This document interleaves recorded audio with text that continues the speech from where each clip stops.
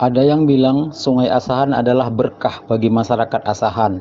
Hal ini disebabkan hulu sungai ini sangat berkaitan dengan air Danau Toba, sehingga kemudian dibangun PLTA Asahan sebagai penghasil listrik terbesar yang menjadi pemberi energi listrik baik untuk masyarakat maupun kalangan industri di Sumatera Utara secara umum dan Asahan secara khusus yang dikelola oleh Otorita Asahan. Sayangnya, semua keberkahan tersebut tidak sepenuhnya benar.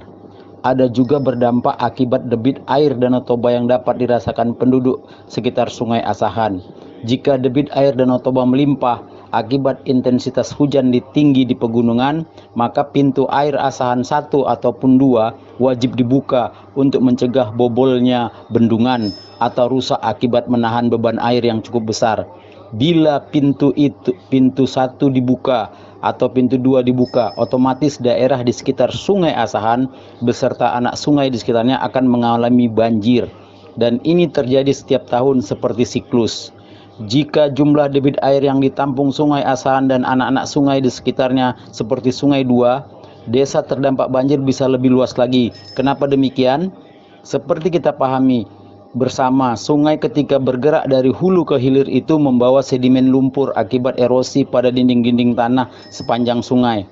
Sedimen ini selain membentuk delta di hulu, juga menyebabkan pendangkalan sungai yang mengarah semakin kecilnya volume air yang mampu ditampung.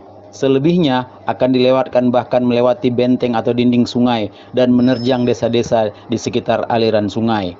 Untuk mencegah pendangkalan aliran sungai ini, Otorita Asahan memberi bantuan kapal keruk kepada Pemkab Asahan yang diberi nama KM Syekh Silau sebagai tokoh agama yang terkenal di Asahan.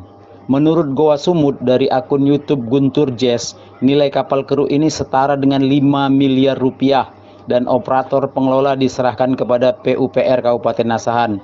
Berdasarkan dari akun YouTube tersebut juga diketahui untuk memfungsikan kapal keruk tersebut sudah dianggarkan miliaran rupiah bagi untuk tenaga dan kebutuhan bahan bakar pada APBD Asahan.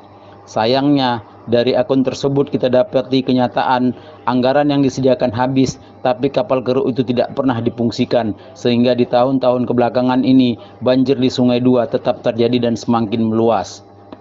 Yang lebih miris lagi, ketika reportase Anak Bangsa meninjau langsung lokasi kapal keruk itu, bentuknya sudah tak layak disebut kapal, melainkan potongan-potongan besi tua. Kabarnya kapal ini telah dicincang oleh orang lokal. Artinya kapal berharga 5 miliar tersebut sudah tak dapat dimanfaatkan lagi sebagaimana harapan dulu.